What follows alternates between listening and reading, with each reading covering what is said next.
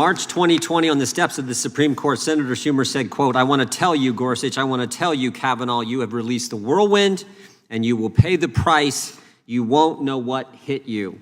April of last year, the Democrat chairman of the House Judiciary Committee introduced legislation to add 4 associate justices to the United States Supreme Court, to pack the court. May 2nd of this year, the draft opinion of the Dobbs decision was made public. The next day, May 3rd, the very next day, attacks on churches, crisis pregnancy centers begin. They occur around the country and they continue for months. Over 100 churches, crisis pregnancy centers attacked since the leak of that opinion. Now, you know what they call all that? You know what all that's called? Intimidation.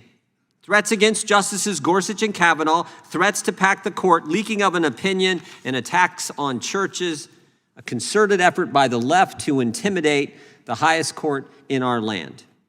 And I didn't even mention the lies told about Justice Kavanaugh in 2018 during his confirmation process. I didn't mention when Senator Joe Biden and Senate Democrats drove Justice Alito's wife to tears during his confirmation hearing. And I didn't mention the Democrats on this committee who have for the last year attacked Justice Thomas and his wife. And now today, a hearing about 8-year-old secondhand hearsay. 8-year-old secondhand hearsay from a witness who for 18 years took money from pro-life donors, $30 million, and then this year, all of a sudden remembers, just weeks after the Dobbs leak happened, that 8 years ago, he heard that at a dinner party, Justice Alito told his guests that they would like the Hobby Lobby decision. Just now remembers that. Mr. Schenck wasn't there.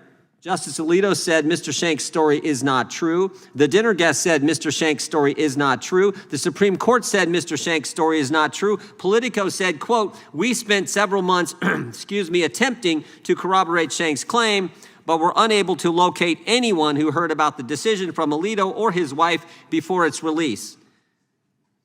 Let me just say that part of that again.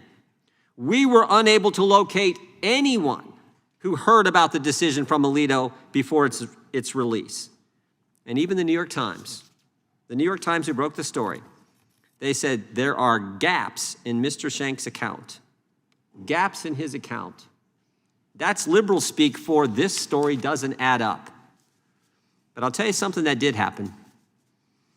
The Dobbs draft opinion was in fact leaked, and it was made public on May 2nd, 2022. And after that leak, as I've said, dozens and dozens of churches were attacked. Dozens and dozens of pro-life crisis pregnancy centers were attacked. Protests occurred at Supreme Court justices' homes, and there was an assassination attempt on Justice Kavanaugh. But to date, in this Congress, not one hearing in the House Judiciary Committee about that leak.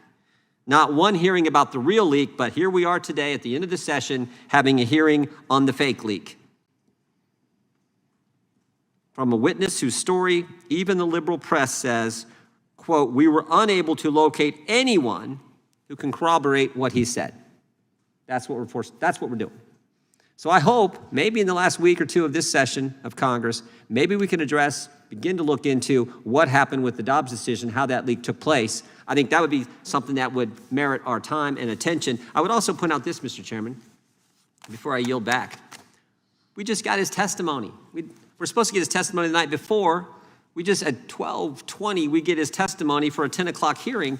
Been nice if we'd had that as well. With that, I yield back.